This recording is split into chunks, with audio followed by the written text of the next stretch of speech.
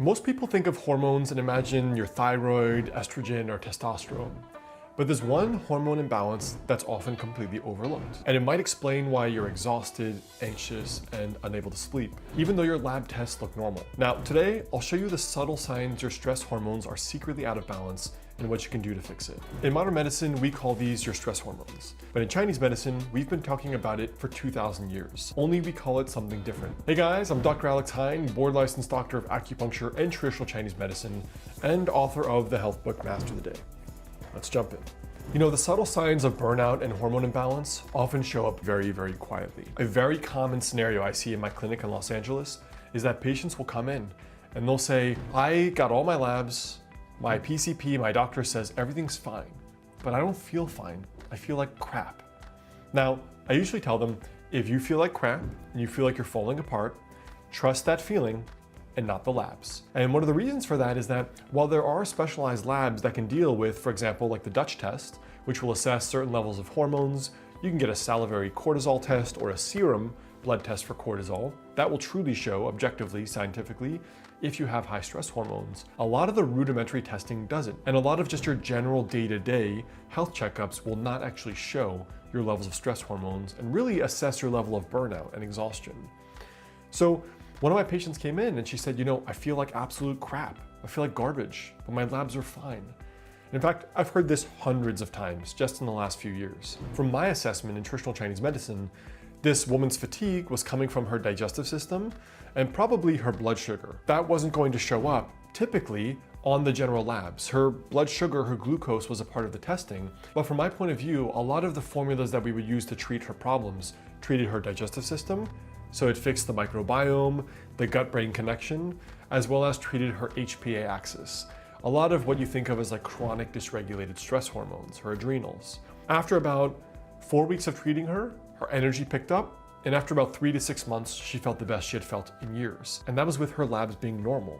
So what was it east versus west? Now, what are 5 of the most common signs that I see of a hormone imbalance? Number 1 is you're tired but wired in terms of your energy. Now, in the West, this is sometimes thought of as like adrenal fatigue. In traditional Chinese medicine, it's a sign of what we call yin depletion, where the body can't anchor yang like your nervous system at night. So what this often overlaps with is adrenal problems. It overlaps with nervous system dysregulation. And very commonly, this is when someone is exhausted, but they just can't sleep. And they're in this cycle for months. So that brings us to sign number 2, sleep problems. The most common scenario I see with patients is they say, I wake up around 2 to 3 or 1 to 3 a.m. every night. This is what we call liver qi stagnation. And what liver qi stagnation means in layman's terms is it's sort of like when you're on the highway and you're in traffic and you're getting pissed off and you feel this sensation of that pent up energy, that feeling. So this is commonly related to your stress hormones, or it's related to your blood sugar, interestingly. So we often say this relates to liver function. Sign number 3 is anxiety and irritability. Now, a lot of what this is cortisol spikes can show up in lots of different ways. It can show up in that liver qi stagnation we just talked about, like a pent-up stress response, or what we call heart yin or heart yang deficiency. That mostly shows up as a fast heart rate, even though you're no longer working, irregular heart rhythms, dysrhythmias like palpitations, or AFib, atrial fibrillation. So very commonly in the stages of burnout, first, your heart rate will be elevated while you work. Then it will be elevated even when you're not working. And then you'll have arrhythmias like palpitations, and then it can become more chronic from there. The next sign is having problems with your weight and also having lots of cravings. So increased belly fat and increased sugar and salt cravings are related to stress hormones affecting what we call the spleen. Spleen qi deficiency relates to really pancreatic function more than anything. Digestive enzymes on one side, so you're getting bloated and gassy and food just sits in your stomach. And on the other side, problems with your blood sugar regulation. So we call this spleen qi deficiency leading to dampness. Dampness is all the pathological byproducts that come from that as well. So usually fat gain, fatty liver, diabetes, on one level relates to what we call spleen and pancreas function. And finally, the 5th sign is brain fog and bad focus. Modern medicine might say that's cortisol dysregulation or blood sugar issues. Traditional Chinese medicine, mostly brain fog, is a digestive problem. So we call it spleen qi deficiency. Mostly this is poor digestive enzyme production in the pancreas. This is like incomplete digestion because there are studies showing that if you even are doing something like listening to a radio, watching a show, you're working while you eat, your body produces less enzymes than if you're just relaxing and like looking out at nature while you eat. So very commonly, brain fog is a digestive issue more than anything. Now, hormone imbalances are the main thing implicated in burnout and chronic fatigue. And I'm actually hosting a free online live event in a couple weeks here called The Lost Chinese Practices, Quietly Helping People Conquer Burnout and Chronic Fatigue. So in it, I'm going to show you how to reset those stress hormones naturally using both modern science and ancient Chinese medicine. So there's a link below to save your spot and register. Now, these are often missed by your doctor because, number one, not all hormones are easily assessed in labs, like burnout, for example, is not always easily assessed. You know, we usually live in a gray zone, in-between state. You don't sleep well like a couple nights a week, just enough to feel crappy, but you're not so sleep deprived that you're dying. You have a little bit of a fast heart rate, or you notice your heart more often, or an occasional palpitation, but it's not so extreme that you're seeing a cardiologist, for example. So what happens is these little overlooked signs of burnout, of hormone dysregulation, suddenly become very, very big things later. And that's always the danger zone. Now, here are a few things you can do from Chinese medicine. Some practical things you can do you probably haven't heard before.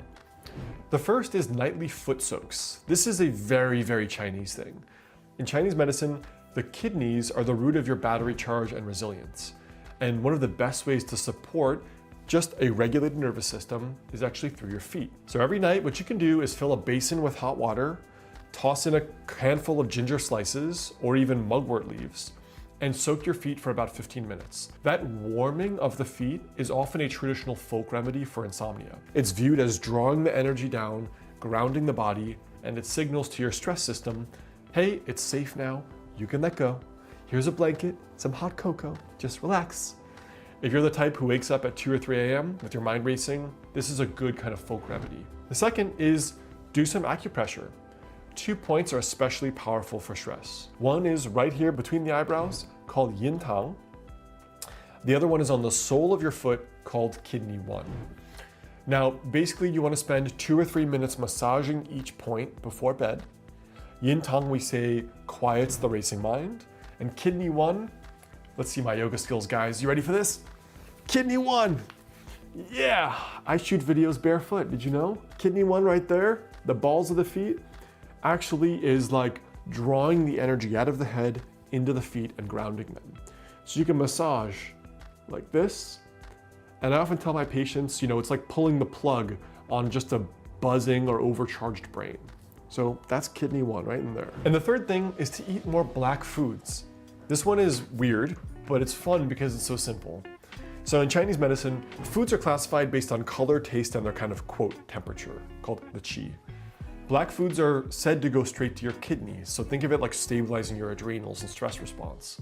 This is the organ system that in our framework corresponds most to adrenal health. So add in black sesame seeds, black beans, mulberries, walnuts, even just a handful a day can gently replenish your reserves over time. Now, just some final thoughts here for you.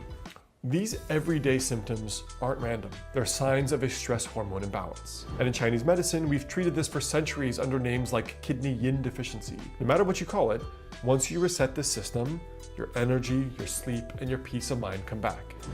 Now, that's why I've created a brand new free live event in a couple weeks here, where I'll walk you through my full adrenal reset system, blending the best of Chinese medicine and modern science. If you've been struggling with burnout, fatigue, or anxiety, click the link below to join me for this workshop because I would love to see you there. And again, space is limited. And if you didn't know, I got into this profession very deeply about 6 years ago, going through severe burnout on my own.